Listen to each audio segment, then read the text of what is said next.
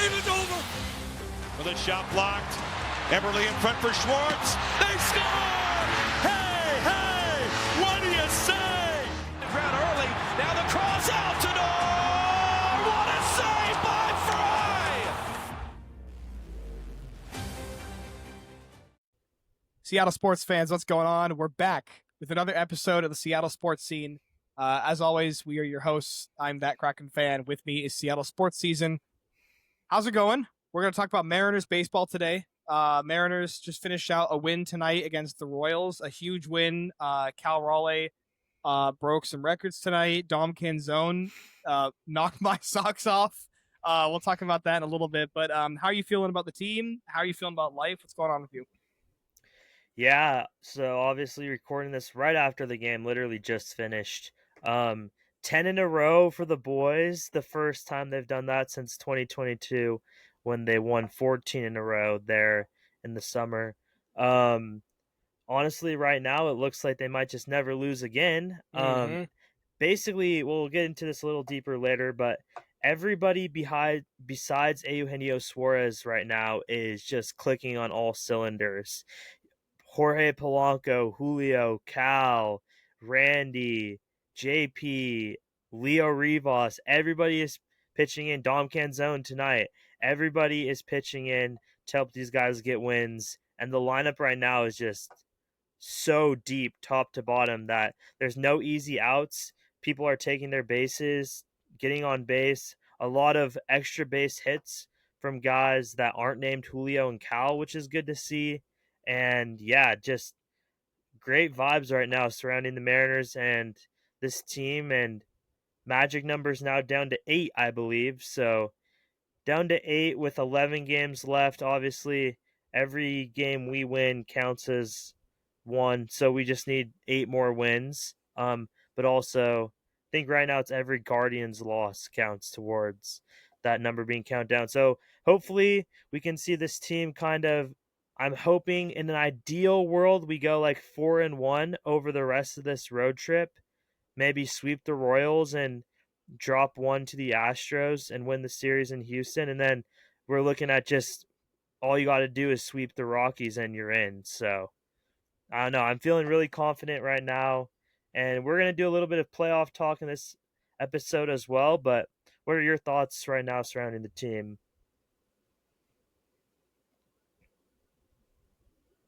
Sorry, I forgot to unmute there. Well, the vibes are high, obviously. And I mean, as you said, everyone's pitching in some way, shape, or form, which is great to see. A constant complaint I think we've had as Mariners fans throughout the years has been some players show up when it matters and some players don't. Namely, you got August to September, Julio usually shows up, and the rest of the team either clicks along with him or no one clicks at all, and you're depending on Julio to do everything. So this year, it's great to see everybody kind of just getting into a really good, solid, strong groove. Obviously, minus Suarez, and we'll talk about that in a little bit. And people who aren't necessarily pitching in every single game, namely Luke Raley, Mitch Garver, J.P. Crawford. Those guys are players who obviously you don't see every single game, just absolutely raking, but sometimes when it matters and when you really need a good hit or a good walk or a defensive play, they're coming up big and making those plays, making those hits happen and getting on base for your team, which is super great to see. Coming into the season, go for it. I was going to say, if you just want to hop into the Eugenio Suarez conversation right now, I'll kind of read off his stats, then you can give your thoughts on this, but for sure. He's now up to 41 games played as a Mariner, so just over a fourth of a season. He has 153 ABs. In those 41 games, he only has 19 runs scored, 26 hits in 41 games, 6 doubles, 9 homers, 22 RBIs, 15 walks, 60 strikeouts in 41 games.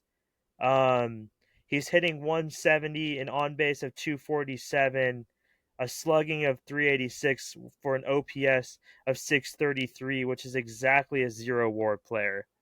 So this, according to ESPN, their WAR. Since coming to the Mariners, he has not contributed a single, not even .1 WAR um, for us. So he hasn't lost us any games, but that's not what you were expecting to get out of a guy who you traded lofty prospect capital for, and you were really expecting him to come over, have an OPS almost 200 points higher than what he is right now. Um, his slugging right now in 386 is not good. 247 on base is awful. We have guys that average is higher than his on base right now.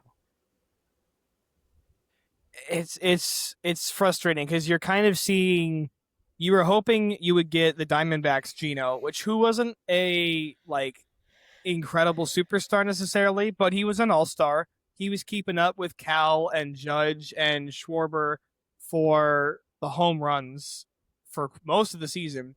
And unfortunately, you've gotten the Eugenio Suarez that left the Mariners a few years ago. Great guy, defensively playing sound, but cannot hit a baseball to save his life. And when he does, he either goes yard or it's grounding into a double play.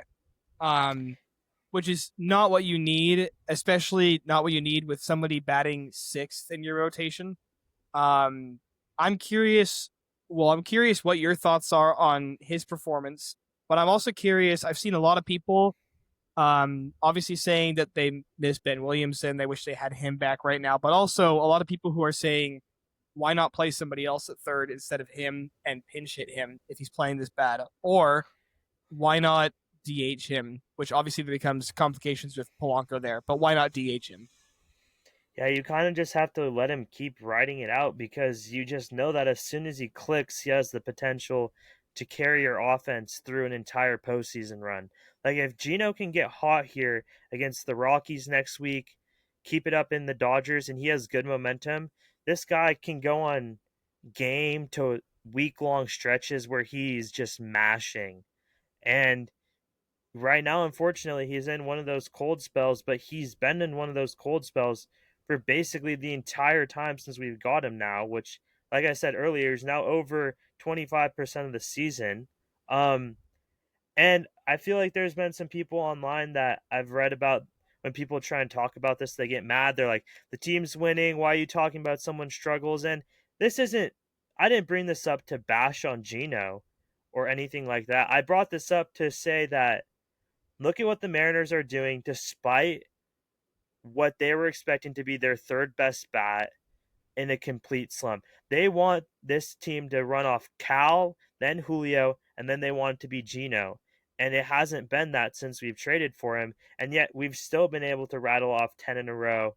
But I really think that, and now we're getting into hypotheticals, and I really don't like talking about the expectations like this for a team that's never even made the World Series, but I genuinely think that Gino can get going, and if the guys that are currently hitting well can keep it up, he's kind of our X factor to if we can make the World Series or not. I think that if he can get hot, he is that last little boost that we need for me to be confident enough to actually think like, hey, I think we're the AL favorites. I still tend to lead right now that the Blue Jays are the favorites to win the AL, but if Gino can get going, I think that is the last little thing that pushes us over the edge.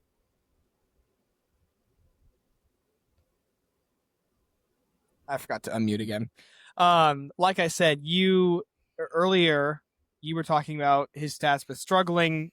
I brought up the fact just after that that he's somebody who was playing well in Arizona, somebody who's keeping up well in home runs, who is hitting just fine. And yeah, if you have that going into the playoffs, if you have that in the playoffs, he's going to get this. He's going to give this team, like you say, the last push that they need to really be that team that's like becomes World Series, favorites, or at least pushes their odds of making it to the World Series higher. There's really no other player I'm looking at on this list that I'm like, yeah, he could become that player. Like Cole Young's not going to do it. Harry Ford's not going to do it. As much as I hate to say it, Dominic Canzone will not do it either.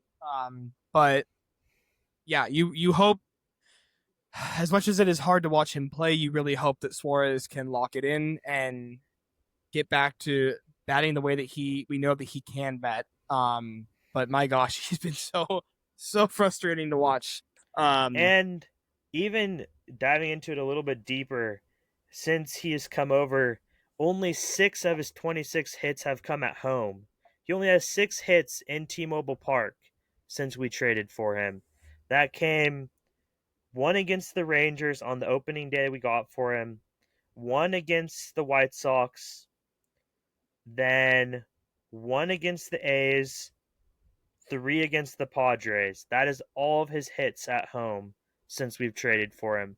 And for a team that's been clicking at home, that's a little surprising. He has played better on the road than he has at T-Mobile Park, but having 6 hits and now just I'll say just under 2 months of being on a team at home is you just got to step it up. You got to figure it out.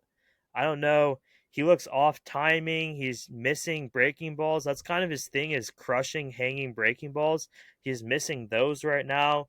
He's fouling a lot of stuff back. He's not taking his walks. he's swinging He's at a lot of striking out. unnecessary pitches too. There's pitches that I have a very different angle watching on the TV, but there's a lot of pitches right off out of the hand of the pitcher where I'm like, oh, this is not going to be in the zone. And you'd think being there and being closer, you'd be like, well, yeah, it's obvious this pitch. Some pitches I've seen just like hit the dirt and he swings at them. It's just, oh, Gino, what are we doing? Yeah, and I'm wondering if he's starting to guess, just take wild hacks because he's frustrated. He's struggling, so there's some pitches where he's just like, I'm going to just swing, and I hope it's a fastball.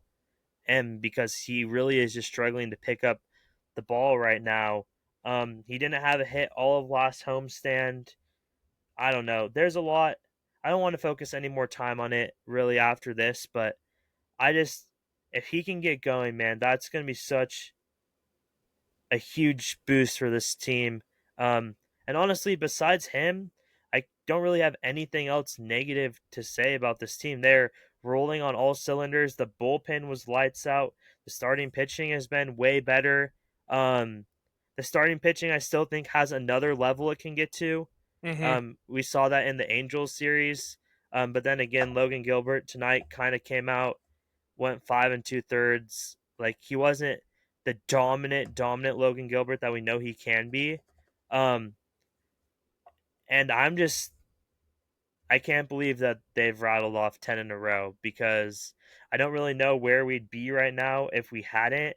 The Rangers have been ridiculously hot. I mean, now they've lost 2 in a row to Houston at this point, but Cleveland's now right up hunting for the wild card. So it's really just it's been needed, and it kind of came out of nowhere. Yeah, and it came obviously right at the right time. You got the Astros getting hit with some injuries, and then just kind of getting cold, minus the last 2 games against the Rangers. And yeah, it's a relief to see that this team, for once, is able to like win games when we need to win games. I feel like Seattle teams in general, I feel like, struggle with that, but the Mariners especially.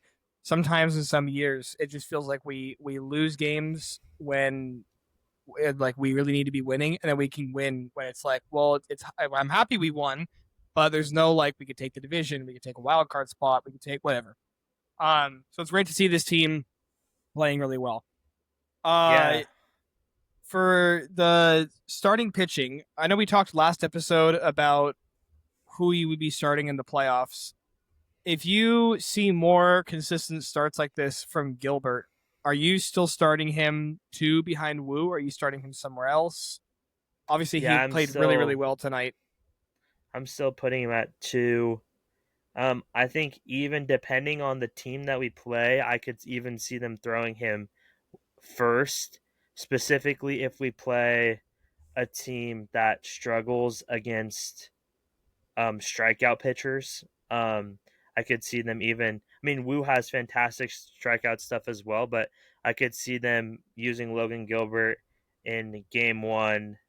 I'm trying to pull out team strikeout numbers right now for offense. Um, but I saw a video about that earlier today. I really think that they could use him first or second. I really trust him that when it comes down to it, he's going to show up. I think he's a big game pitcher. I think he understands what's at stake. Yeah, if we play a team like the Tigers, Tigers really struggle. They strike out a lot. The Red Sox do as well. I could really see them going with Logan Gilbert in the first game, just trying to set yourself up. Especially if we're in the wild card.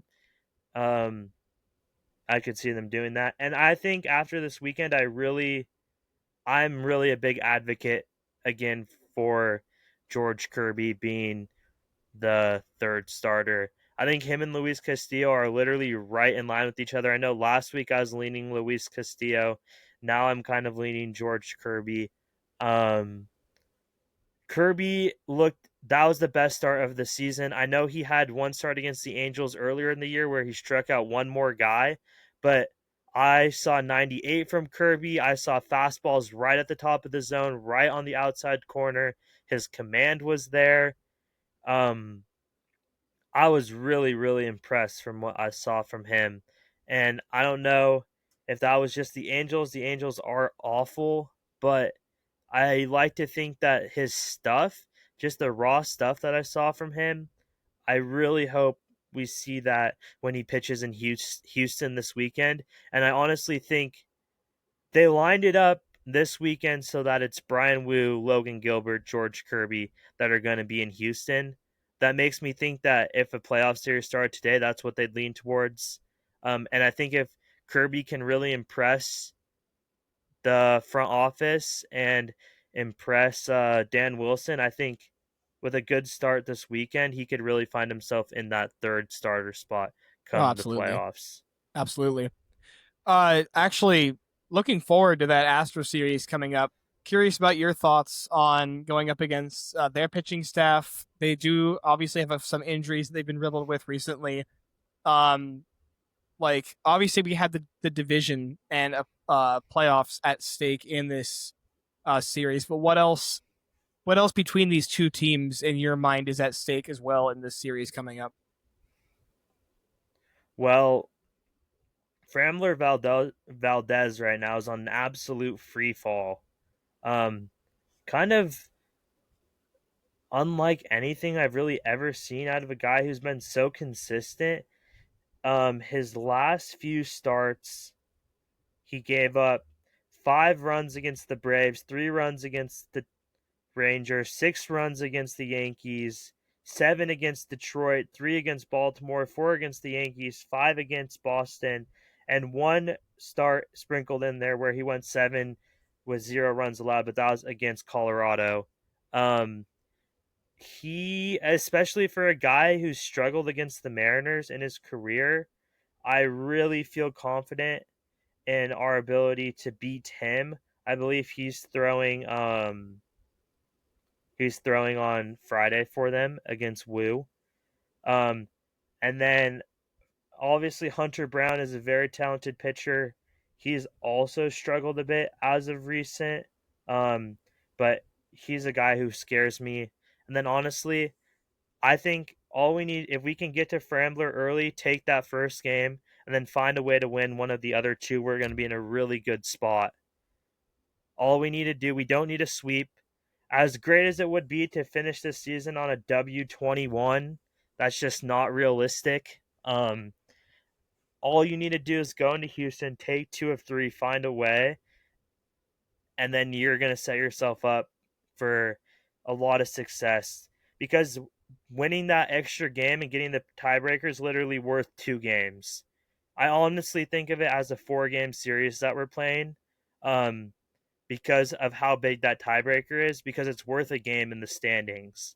So you have to find a way to take 2 of 3, or else it's going to feel like you dropped 3 of 4. Right, right. Yeah, it's a big series. I think even despite playoff implications, it would also be a huge fu to the Astros to not only just beat them in the season series, but also on top of that to be like, screw you, the division's ours. No, Which seriously, they haven't. is something. I Go said for it. they haven't lost in a full season since 2016. Yeah. The A's won in 2020, but that was a shortened season. So the Astros haven't lost the ALS in a full season since 2016. Yeah, it's absolutely ridiculous. So it's time to dethrone that. Hey everybody, how's it going? That Kraken fan here. As I'm editing this, I just wanted to give you guys a little bit of a warning. We had some technical difficulties during the recording of this episode where our microphones cut out for each other, so we had to stop recording and then start another recording. In that process, my microphone switched to my webcam microphone instead of my main microphone. And as a result of that, my mic quality is horrible. So I've spent the last few hours trying to edit the audio, trying to make it sound better. It still doesn't sound as good as it should. So just wanted to give a fair heads up of warning that, especially if you're listening on higher volume right now, my microphone may be a little bit louder and might be a little bit fuzzy. But yeah, thank you guys for listening and back to the episode. And I can't think of a better team to dethrone the Astros from winning this division again than the Mariners. And I think it would be absolutely poetic for a team that hasn't won a division title in, 24, 23 years? Yeah, since 2001. Yeah, I think it would be absolutely poetic for this Mariners team to get the job done. Yeah, as we're talking about this, Abreu has 2 strikes on Jonah Heim. So the Astros, I'm assuming, are about to win this. So they'll go back to being a half game behind us. The half game we will make up on Thursday. Basically, if we win, we'll go back to the full game. That's ideal. Hopefully, we can have the full game going into Houston. That'd be huge.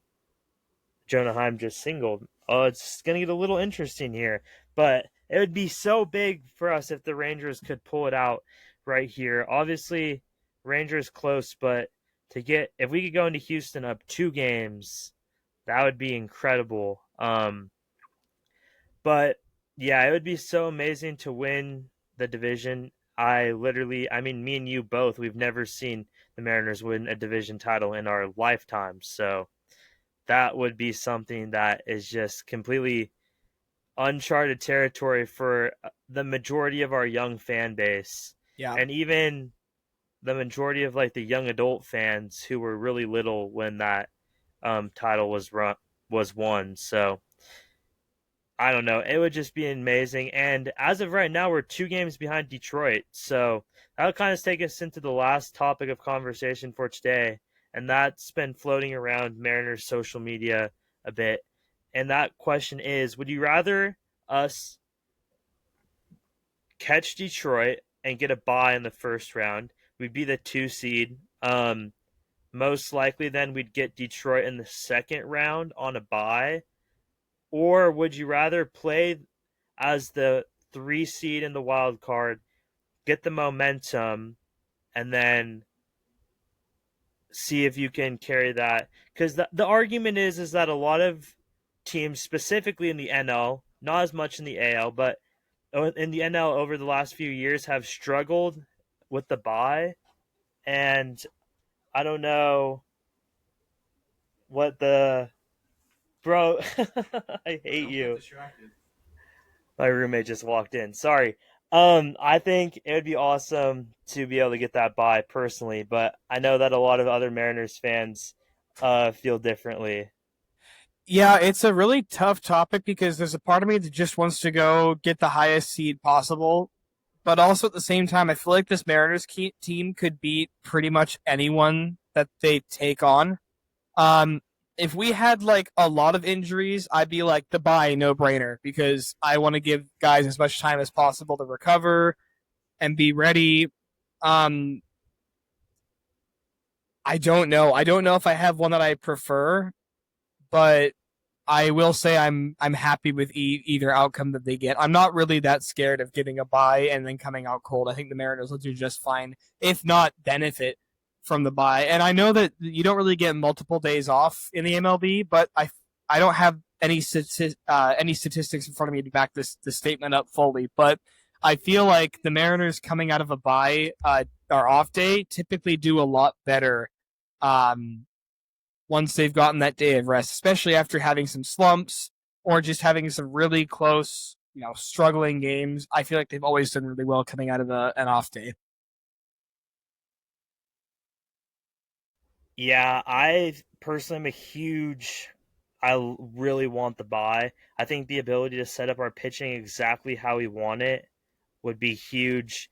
Depending on the matchup, every pitcher would be available. Because you would have 5 days rest minimum after the last game played on Sunday. I Mm-hmm. believe the last game played is on Sunday, and then wild card is Tuesday, Wednesday, Thursday, and the DS kickoff on Saturday. So you'd have 5 full days of no games where players can get off their feet. They'll play a mock game probably on Tuesday or Wednesday just to keep fresh. Pitchers will throw their normal bullpens.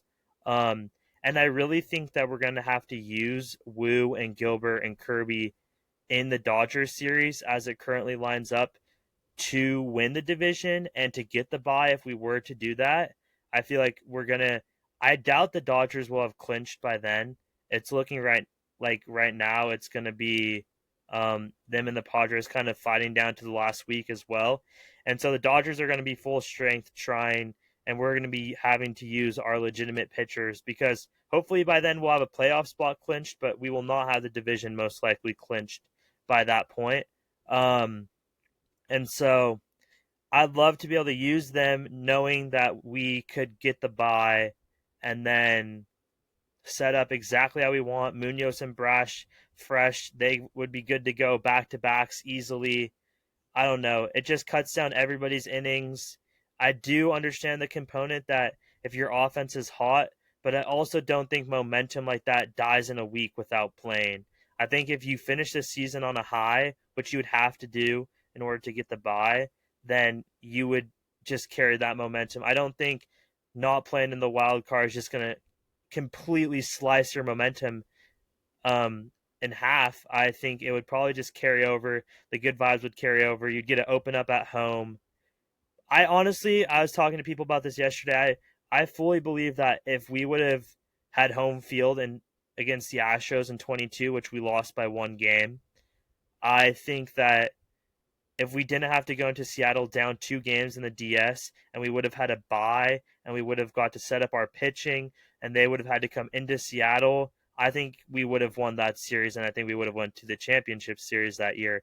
But because we didn't have that bye and we had 2 really unlucky games happen in Houston, in a 5 game series to start this series at home and to try and just grab one is just huge. Right. So Right. Yeah, I'm a big fan of just taking the division, and the Tigers don't necessarily have a super easy schedule the rest of the way out too. They've got the Guardians and the Braves. Is that it, or is there more teams? I'm pretty sure it's just the Guardians and Braves. And obviously the Braves are not doing great this season. But they're not one of those you get to roll over and just roll right past them teams. They're still going to put up a little bit of the fight against you. They still got they're pretty like good the players in their A's. roster. Exactly. So definitely don't count them out for teams to make upsets. And even if they are out of it, you know that the Braves are going to definitely try their best to spoil the Tigers. Even if they're in different conferences. And then obviously the Guardians are a good team that are currently fighting for a playoff spot, trying to catch the Astros. So they're playing their hardest right now against the Tigers. So the Tigers did lose today to the Guardians, which is great. So yeah, I say screw the momentum, go for the division, go for that bye. Also, shout out Boston who lost today to the A's, 2-1 at home. So now, even if the Mariners were to drop back into the wild card, they wouldn't be the last seed. They would be. The Mariners are now, in fact, only 1 game behind the Yankees for the top wild card seed to potentially host a wild card matchup that way. So just keep finding a way to win.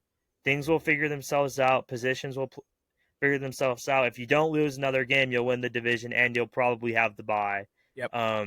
Because we had the tiebreaker against Detroit. So if you somehow finish 11-0, even if the Tigers go 9-2, you're still going to get that bye. So a lot of exciting baseball as we wrap up here. Just wanted to shout out Cole Emerson real quick, who got called up to play for Tacoma. This is more just because AA baseball is over. AAA still has another week of games and then the playoffs, and they just want Colt to get as many ABs and for them to get as good as a look at him as possible. But still, homered in his first AAA game today. It's going to be amazing. Hopefully that he can continue to perform, and I'm so excited to see what he'll do in the major leagues. But that's all my thoughts right now for the Mariners. So Yeah, the vibes are high. Everything's looking good. Dom Canzone homered 3 times today, so life is good. But yeah, let's keep it rolling. Let's go win the division and take it from the Astros. I'm sick and tired of seeing them at the top of the division. So, all right. Well, that's our thoughts on this week on the Seattle Mariners. Hopefully, you have some thoughts about them next week. Thank you guys so much for listening. Thank you for all your love, all your support. If you guys have any questions, any suggestions, or comments about anything, find us on Spotify, on YouTube, and find each of our pages and this podcast page on Instagram. But yeah, again, thank you guys so much, and we'll see you in the next episode. yeah, go M's.